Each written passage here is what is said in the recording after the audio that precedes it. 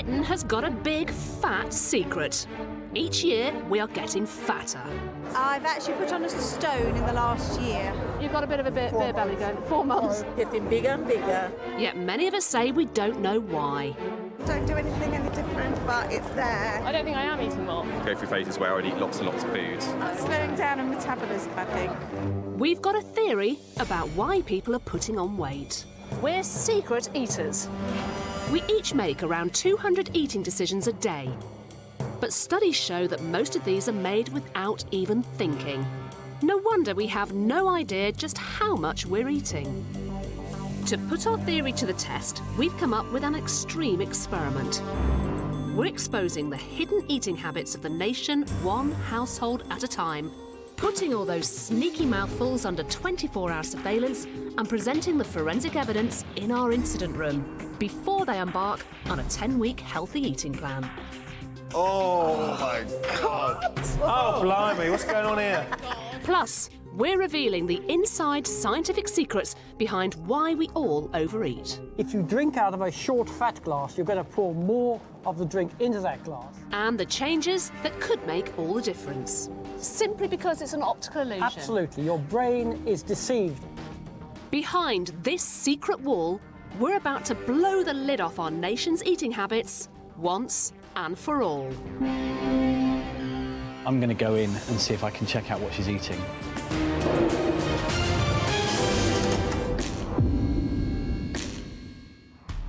Our relationship with food is a very personal subject for me because I've always struggled with my weight.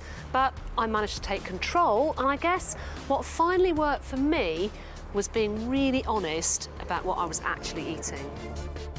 Over the past 5 weeks, we've helped 5 families who don't know why they're overweight by putting them under round-the-clock surveillance to gather evidence of what they're really eating and presenting them with the facts.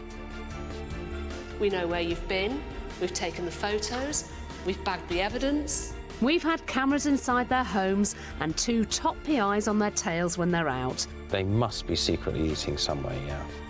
And the results of our intervention have so far been a huge success. It's changed the way I've life.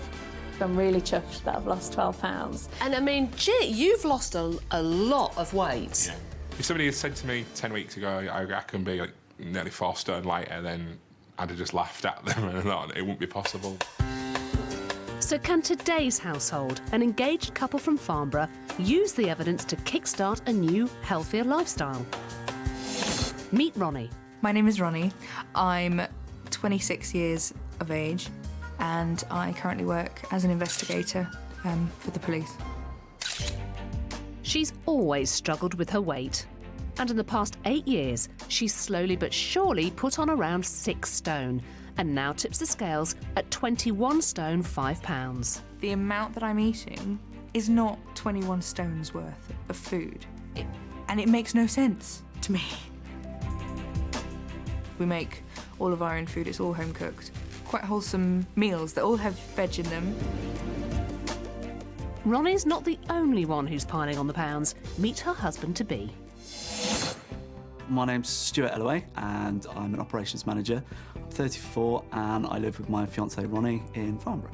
Standing at 5'9" and weighing in at 16 stone 1 pound, Stuart has no idea why he's overweight.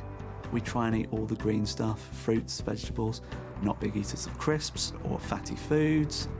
And we seem to be putting on more weight, and it really is a complete mystery to us right now. And his bulging waistline is starting to have an impact on his relationship. If she hugs me in slightly the wrong place, I feel too large, and of course that immediately makes me feel like everything is about to switch off. And so, yeah, it does have quite an impact on our love life, really. Stuart recently popped the question to Ronnie. He got down on one knee. It was, oh my God, the diet has to start now. I don't want to be a big potato in a white dress walking down the aisle. I want her to be looking up at me thinking, wow, isn't he the most handsome I've ever seen him? And that's something I want to do for her, more than for me. I want her to really know that she's marrying, me looking as good as I can. In Ronnie's opinion, a medical condition has contributed to her weight gain in the past few years. When I was 18 years old, I was diagnosed with polycystic ovary syndrome, which is where you have multiple cysts around your ovaries, which can stop them from working. It can affect your hormones. And one of the side effects is weight gain, and it is also difficulty in losing weight. They don't actually know whether the polycystic ovaries cause the weight gain or whether it's just that people who are overweight are more prone to getting polycystic ovaries. So in my mind, if I don't lose the weight, I can never be seen by the fertility clinic and I can never have children. Losing weight is hard work, but what makes it harder work is if you don't know where it's come from in the first place. Research has shown that most people underestimate how much they eat by around 20%. But if Ronnie and Stuart are falling into the secret eating trap, we're here to help them change. What I really want to get out of all of this is for Ronnie to be healthy and happy. Hello, Ronnie. Hi, yes, hi, please come in. Brilliant, thank you. Right, we're going to get straight into it with food, because that's why we're here. What would you eat for dinner? It's all home cooked, and we will always have, really, we have homemade curries, bologneses, we'll have chili con carnes. Does what you eat now reflect on your body? No, because we're making it as healthy a meal as we can, but I'm still putting on weight. And it's the same for Ronnie? Yeah. It's more baffling for Ronnie's weight. In my eyes, 21 stone is a man who eats curries every day and pints of lager and pints of lager and pints of lager all through the week. So have you tried to diet before then, Ronnie? Well, from a very young age, we did the cabbage soup diet, the Atkins and the Dukan and the Slim Fast. Did Slimming World, did Weight Watchers. You've done them all? I've done them all. OK, you are clearly intelligent people, you want to eat healthily, you do eat healthily, and yet you're both effectively overweight. Yeah. And this is astonishing. OK, well, this will be fascinating to get to the bottom of what is going on with the pair of you. What exactly is it, really, that you want to get out of this process, Stuart? Be able to understand why the healthy lifestyle that we're trying to lead isn't working and it isn't giving us the good health benefits that we should be getting out. The moment we're putting healthy food in, and we're not getting a healthy life out, which doesn't seem to make sense. It's a mystery to us. If we're going to help you, then you really do need to help us. We need to watch you 24/7. It's the way it's got to be. It is full-time surveillance. Are you OK with that? Yeah. Oh, yes. Fantastic. With Stuart and Ronnie's go-ahead, we're setting up surveillance cameras all over their flat to record evidence of any naughty nibbling or mindless munching to build a picture of what they're really eating. But what they don't know is that tracking their every move will also be two of the country's finest private investigators, Cameron Gowlett and Duncan Mee. With expertise tracing missing persons and gathering evidence for fraud investigations, they'll be using their surveillance skills to make sure Ronnie and Stuart have nowhere to hide.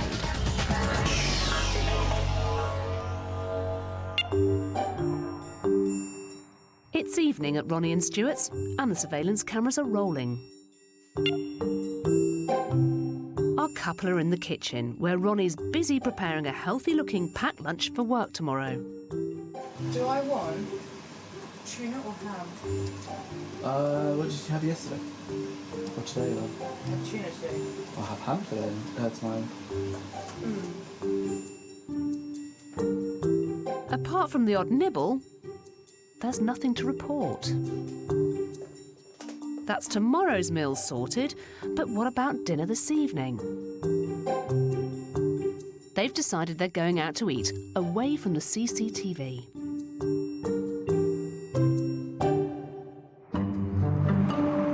They're off for pizza.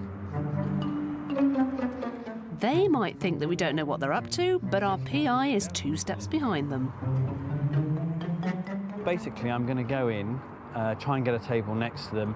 I'm going to try and film them making their order and eating whatever they have. PI Cameron's grabbed a prime spot on the table next to Ronnie and Stuart and is about to capture every last morsel they consume on his bag cam. The average Brit eats and drinks away from home 198 times a year, But 34% of us admit that even if menus displayed calories for each dish, we wouldn't change what we order, as having what tempts us is more important than its calorie content. So, what will Ronnie and Stuart order? They had a kind of antipasta plate to begin with, a load of ham and cheese, and had some garlic bread. For Ronnie's main, it's a standard 4-cheese pizza slathered with an extra egg and extra portion of tuna. And he had a Romano chicken ad astra. And to round off their culinary creations, they both poured lashings of olive oil all over their pizzas. Both have an alcoholic drink, which they follow up with desserts and coffees. Although this was their only recorded meal of the day, by the end of the evening, all the extras have totted up. And in just one sitting, they consumed almost what the average man and woman should be eating in an entire day. Stuart mindlessly took in about 2,123 calories, and Ronnie's tucked away approximately 1,719, 198 of which was hidden away in her olive oil. Olive oil. It's got a lovely, natural flavour, which is why restaurants often leave it on the table as a condiment so that you can enhance the taste of the meal that you're having. Although it's high in monounsaturated fats, which means it's better for your heart than other oils, it actually contains more calories than butter. And you wouldn't go spreading that on your pizza, would you? If you really do feel the need to liven up your pasta, or you've got to spruce up your meal in some way without piling on the pounds, don't pour straight from the bottle. Try half a tablespoon instead. That's only 50 calories. We've just started our 5 days of evidence gathering, where our round-the-clock surveillance will record what Ronnie and Stuart are really eating. Oh my God.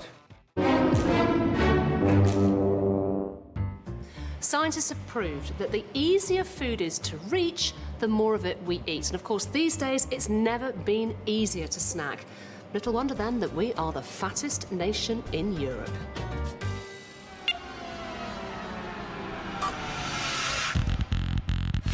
One household from Farnborough, Ronnie and her fiancé Stuart, have no idea why they're overweight. So, in a revolutionary new experiment, we're watching what they really eat for 5 days.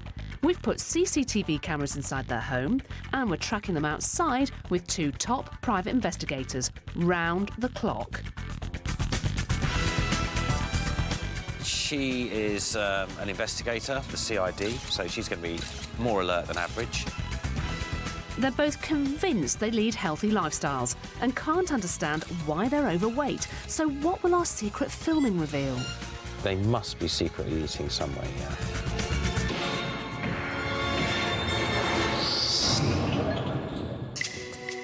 Our PIs are watching them. He's going into Little Chef. To find out if our household actually eats more than they think they do. Well, Stuart's being very good. He's ordered himself a black coffee with no sugar. Keep a watch? I'll keep a watch. I'll do it now. After 5 days, our PIs have fitted 1 car tracker, About half a mile or so outside of Farnham. tailed their targets for over 200 miles, He's taken the turn off after 66 miles. recruited 2 accomplices, Do you think you've been sussed? No. and even counted individual pieces of popcorn. So she didn't eat the whole thing. She ate that minus 27 pieces. Ronnie and Stuart said they wanted the truth about why they can't lose weight. Now, in the instant room behind this secret wall, we're about to reveal the evidence to them. We told them if we're going to help you, we need to know what it is you're doing. And we have all the evidence right here. On the evidence tables, on the surveillance board, and also in the footage. Now, the beauty is, our couple have no idea that we've gathered all of this. But guess what? They're about to find out.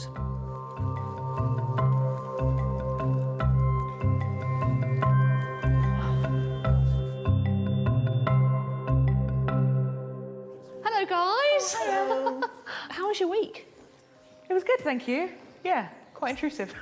Was it? Yeah. Was it intrusive? Was it a bit weird having the cameras in the house? It was a little bit weird. Every time you open the fridge, you can hear them moving and seeing what you're eating and stuff. Well, it was intriguing for us as well because we really learnt a lot about you. And you may be very surprised to see what it was that we actually found. Oh, no. Have a look at this. Oh, my God. Come on through, guys, and take a closer look. It's fascinating. Come with me.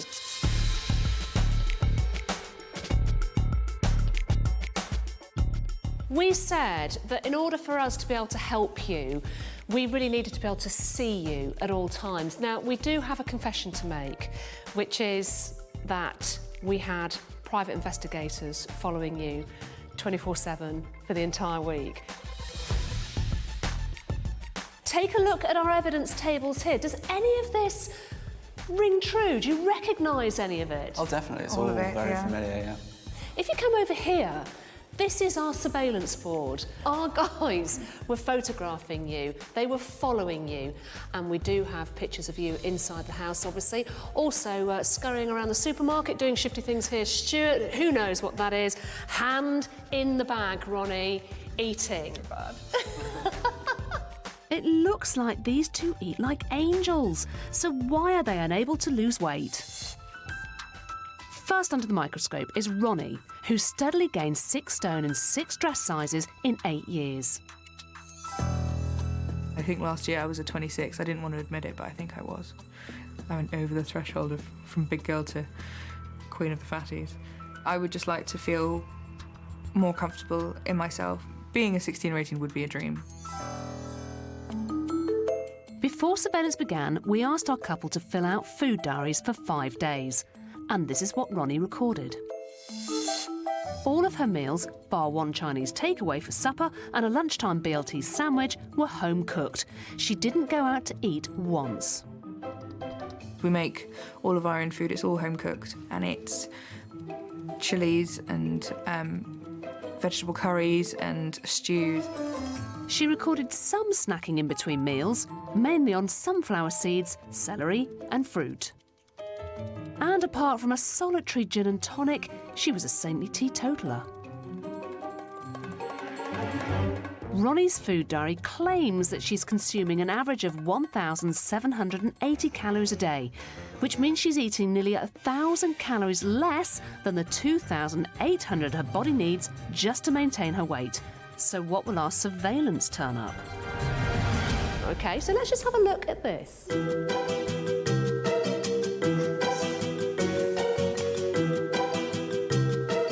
Ronnie eats well-balanced and nutritious meals, the biggest of the week being an 831-calorie salmon and potato supper, including 6 slices of salami and washed down with 1 small glass of red wine.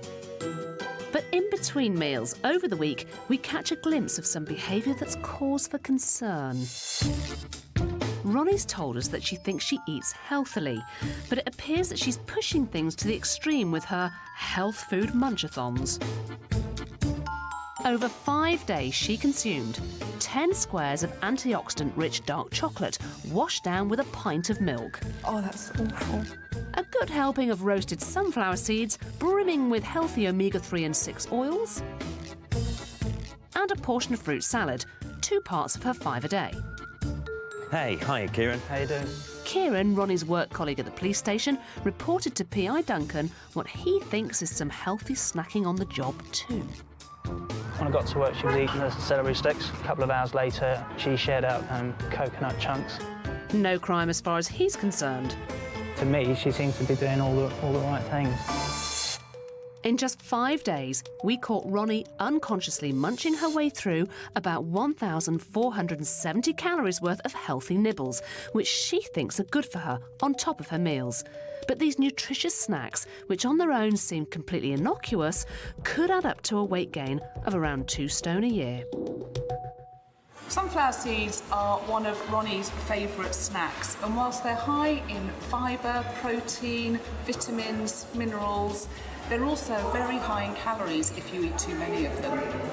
And that's because around 3/4 of those calories are coming from fat.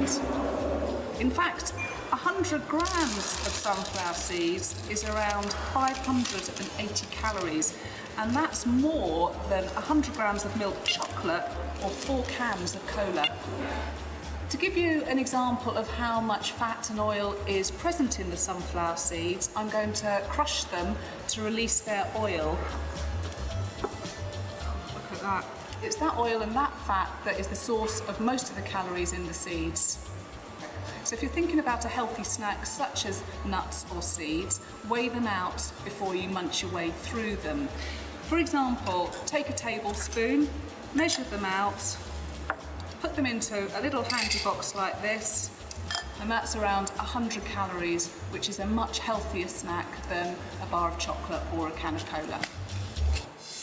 Can you hazard a guess at how many calories is in this plate of coconut?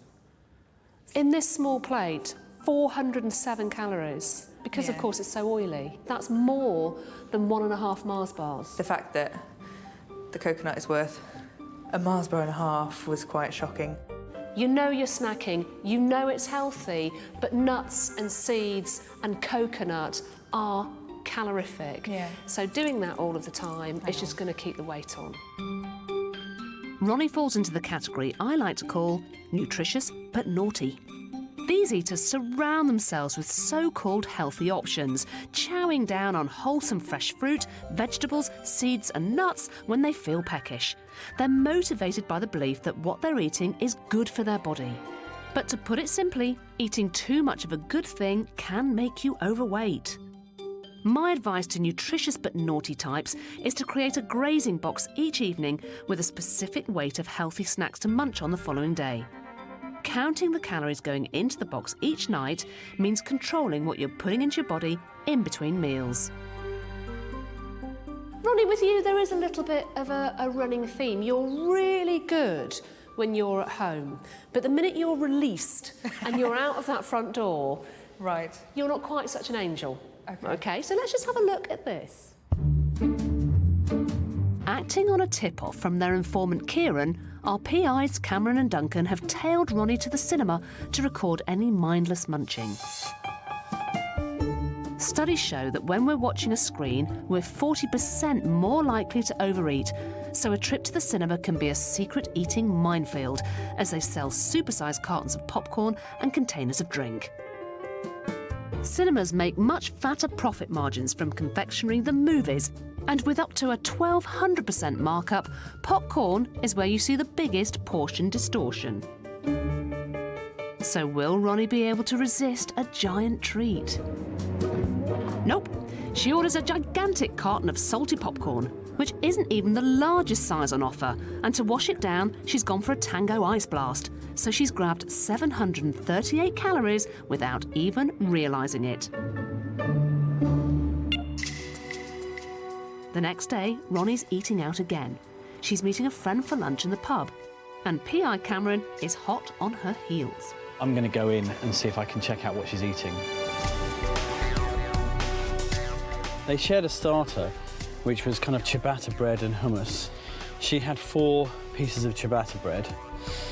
Then she had what I think was penne arrabbiata pasta, which came with another 2 pieces of ciabatta bread. So she had 5 pieces of ciabatta bread, all in all. With all the extras, Ronnie notches up 840 calories for lunch. That's more than the largest meal of the week she ate at home with Stuart. There is a slight theme going on, which is even though, I mean, you're saying to me, look, it's only now and then I'll go out for something to eat with my other half. I'll pop to the cinema with my friend.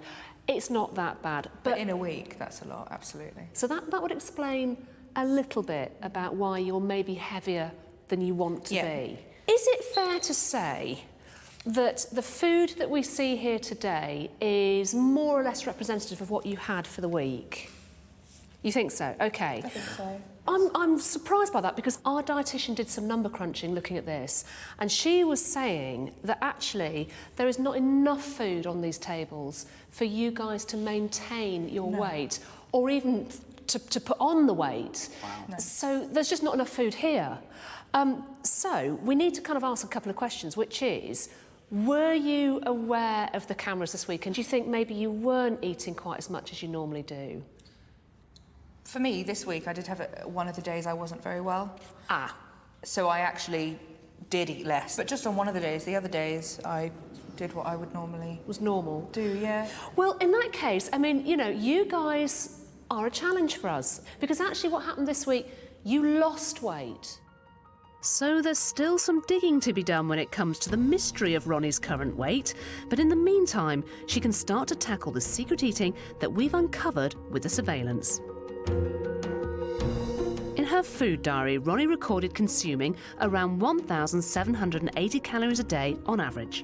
Whilst under surveillance for 5 days, we recorded her eating and drinking an average of 1,839 calories per day. To help Ronnie lose weight, we're putting her on a 1,500 calorie a day diet plan. She'll be slashing her portion sizes and cutting out the extras when she goes out to eat. And knocking high-calorie temptations like fizzy drinks and cinema popcorn completely on the head. Ronnie will also be getting more advice on how to manage her polycystic ovary syndrome and its possible effect on her weight gain. You think other people look at you and say, well, she's a big girl, she must be a right slob, and she's probably scoffing doner kebabs every night, which we know isn't happening. Yeah. But you are picking and you are taking in extra calories from whatever source, even though they're healthy sources. Yeah. If we could just reduce your intake, even by 100, 200 calories, that will impact your weight. So it can be done. It might be difficult for you, but it can be done. Going forward from here, I'm going to be much more conscious of what I'm eating, much more conscious of the portion sizes as well. Just be more conscious of the fact that it's coming with a label healthy does not mean that it's actually good for my waistline. Later, we'll find out how Ronnie gets on.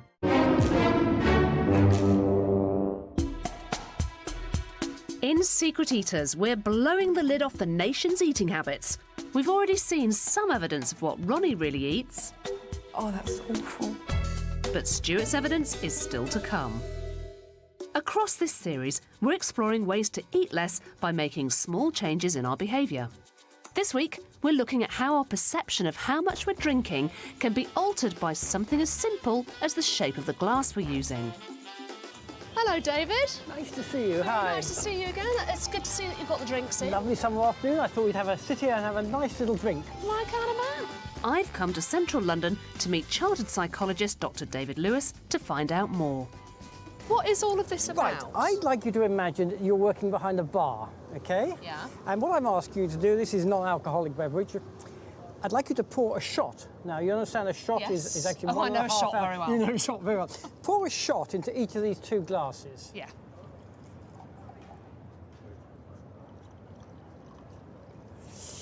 Right, you think that's an equal amount of liquid poured into each glass? Yeah.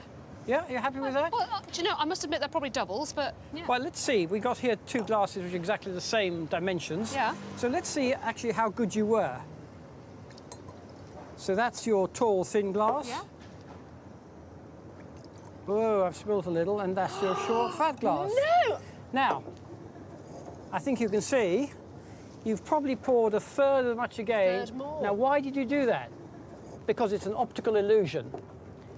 And it's an illusion which fools literally millions of people. It's been very widely researched by psychologists. If you drink out of a short, fat glass, you're going to pour more of the drink into that glass than you are if you use a tall, thin glass. Simply because it's an optical illusion? Absolutely. Your brain is deceived by the appearance of the glasses. So if we were to take this out into the general public, you are pretty sure that they would fall for it?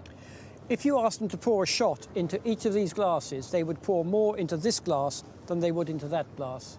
Let's have a go. To put the theory to the test, Dr. Lewis has invited 20 volunteers along to the pub. To throw them off the scent of what we're actually testing, we've asked them to take part in a focus group on booze and its effects on the body. The group is asked to sample different cocktails and identify the ingredients by taste alone. It's ginger ale, isn't it? It's definitely ginger ale. Whilst they get stuck into the drinks, in the name of science of course, Dr. Lewis asks individuals to come in and see him one by one. Hello. This is where he'll be conducting the real experiment. To find out if people pour more into shorter, fatter glasses than they do into taller, thinner glasses, Dr. David tells each volunteer to free pour a drink without using a measure. I would like you to imagine you've come home, you're tired, you've kicked your shoes off, you've sat down, and you've decided you need a little drink to refreshen you after the stress and worries of the day. So there's your tumbler. Yep. There, let's imagine that's a bottle of whiskey. Yeah. And I'd like you to pour yourself the kind of shot you'd pour yourself If I was at home. if you were at home. 10 of them, half the group, are asked to pour into the taller highball glasses, and 10 of them into the shorter, fatter tumblers. The glasses may be different shapes and sizes, but they both hold the same volume. Well, that looks pretty good to me. Later on, we'll be back to find out the results.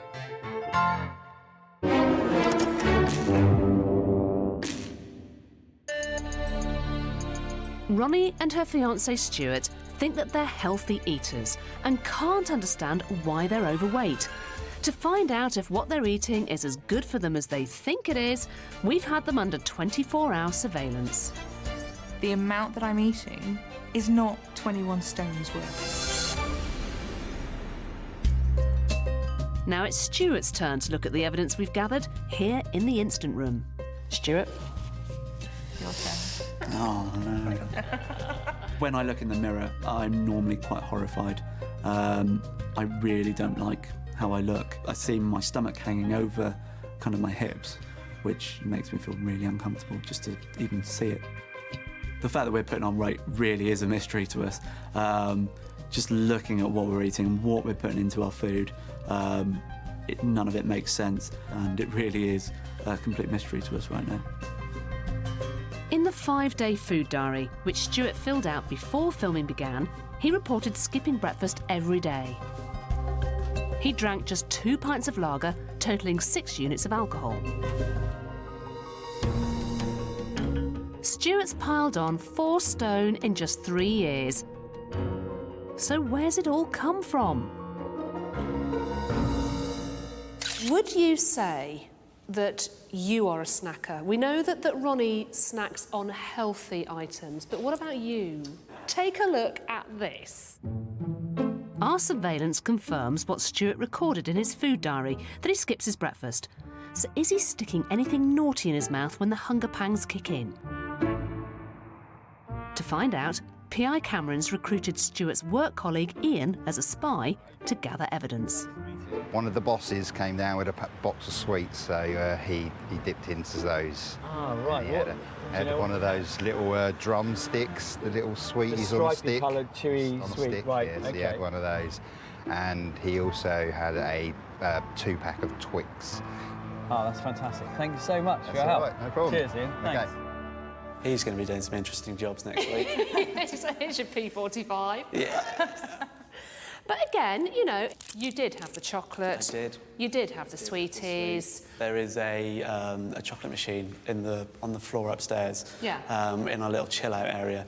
So if I'm stressed, my first reaction is, well, let's get away from the pressure situation. If I've got change in my pocket and I'm feeling that real angst, then yeah, I'll go for the odd chocolate bar. By his own admission, Stuart is a stress snacker. These types of eaters crave chocolate, sweets and biscuits for a quick sugar rush, when work or emotional stress is getting them down. But consuming these excess calories regularly can add up to long-term weight gain. So if you're a stress snacker, what can you do? Book in a gym session or go for a walk. Studies show exercise significantly reduces stress. Or try deep breathing as a strategy. It helps to lower blood pressure and has a calming effect on the body. Our next evidence shows that when he's not with Ronnie, he can't resist monstrous meals. We've called you the solo snaffler. We thought this was quite intriguing because, like loads of blokes up and down the country, when you are left to your own devices and your good lady is not with you and you're on your own in the flat, you tend to let it all hang out and just go for it with the food. So, take a look at this. Ronnie's working a late shift this evening, so Stuart's decided to grab something from the supermarket for his tea. P.I. Duncan's right behind and follows him straight to the ready meal section. So what's he gone for? After selecting something else first, he then bought that. It's Italian pasta with smoked ham, spicy minced beef, pepperoni and cheese, cheddar cheese in a tomato and basil sauce. So this pasta bake is labelled as a meal for two, so will he leave half? We picked up the trail back at his flat. Going. Gone! Just under 1 kilo, and it didn't even touch the sides. During 5 days of surveillance, we caught Stuart scoffing 2 ready meals when Ronnie wasn't around. OK, so in your ready meal that you had on Wednesday evening, there was 1,124 calories in that meal. Wow. You know, that is half your calorie intake, really, in just one sitting. Do you never look at the calorie content of something? I do, and it's not that I ignore it, but sometimes I'll look at the calorie content and think, yeah, that's a little bit too high, but it's only once. But then maybe the next day I'll do the same thing and go, well, it's a little bit too high, but it's just once. So maybe it's a bit of a habit for you. Yep. It's the, as you say, you're telling yourself, well, it's only this one time. Yep. It's only this one time today. Yes. So it's really obvious with you, Stuart. You're just simply taking in too much food. I wasn't aware that he was that bad. I had some inclinations, but I think he does feel as though he's being let loose from his captor for a little while. So, has this been helpful or enlightening in any way for you both? I think it really has, yeah. Definitely. Definitely. For me, it's seeing the habits that are causing the problems, and then breaking out of those habits, I think, will allow us to actually have the healthy lifestyle that we think we have. But yeah, when you see it all put together like that, it's quite shocking, it's quite alarming, and you think, what am I doing to myself? Stuart's weight gain was a complete mystery to him, but our evidence shows that he's eating more than he thinks he is. According to his food diary, he was eating around 2,200 calories per day. During the 5 days we filmed him, he ate closer to 2,300 a day. Now, faced with his secret eating and drinking habits, will he finally be able to turn the tide? He's about to embark on a 10-week healthy eating plan on 2,000 calories a day, which will see him start his mornings with a healthy breakfast to help curb his enthusiasm for Twix bars when he's stressed. Ready meals for 2 have been downsized to portions for 1. And he'll be ordering less when he goes out to eat. I feel that the next 10 weeks are going to be quite difficult for us. Actually getting used to smaller portions, actually getting used to not having that little bit extra, and those habits are going to be hard to break. We'll find out later how Stuart and Ronnie get on.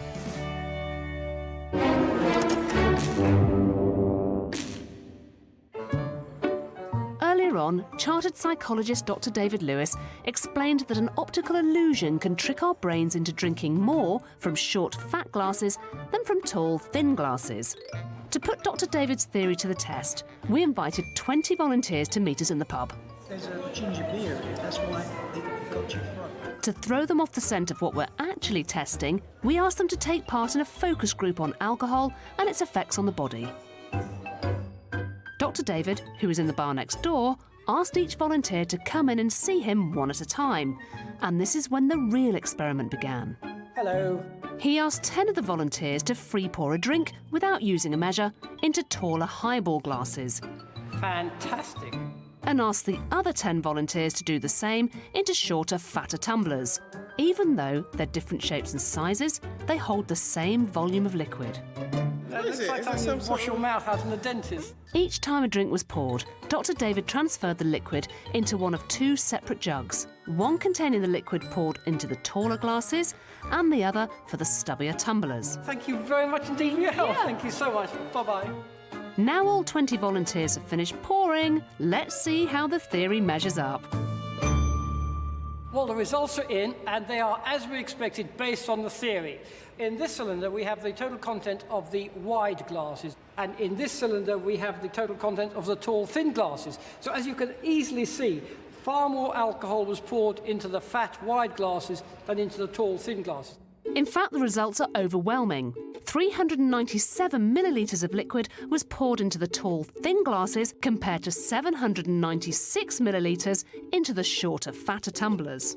If you are trying to watch your weight at home, then this has been proven that if you drink out of a tall, slim glass, rather than a glass like that, it's proved, taking in fewer calories. Yes, your eyes will deceive you and they will enable you to drink fewer calories. So have a tall, thin glass rather than a short, fat one, and you won't get fat. That's yours. Thank you. Cheers. Cheers.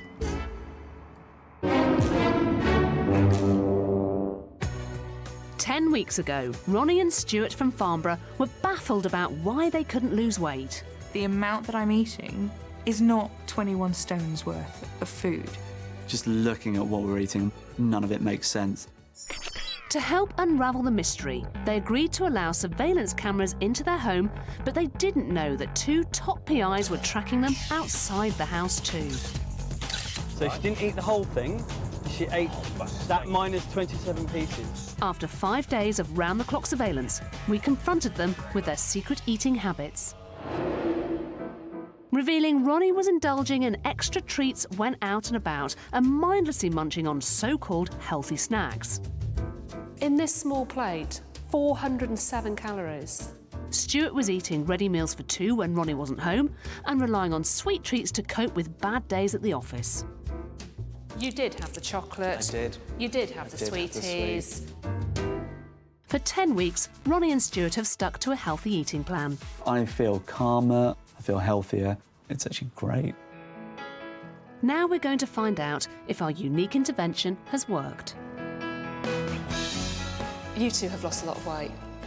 I think you look amazing. And you, incredible shrinking man. Stuart, look. There is a significant difference in your weight loss, there really is, and particularly with Ronnie. Thank you. And I don't think you ever thought that was going to happen. No, I was quite sceptical. Why were you sceptical?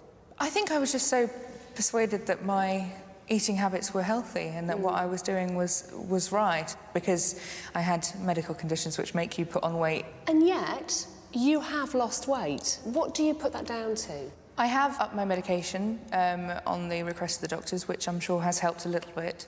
I think it's being aware of what you're eating. It's actually taking the time to stop and acknowledge everything that you're eating. So just registering that I'm eating now, being mindful about the whole thing, and actually I'm satisfied, I'm okay. Yeah. Stuart, what have you changed in your diet? I never ate breakfast before. Now I militantly eat breakfast. I eat more regularly through the day. Healthy snacks, cut out the chocolate. So you're sticking to, what, 3 square meals a day and just healthy snacks in between? Yep. And it's working? It's definitely working, yeah. So we have the wedding coming up. And given that you both lost a significant amount of weight, how's that affecting your wedding dress, Ronnie? Well, it arrived about halfway through the process, and I think it was 2 inches too big on the waist, 1 inch on the bust. Now, hopefully, it should be even You're going to have bigger. To have it taken in even more. I could make a second wedding dress.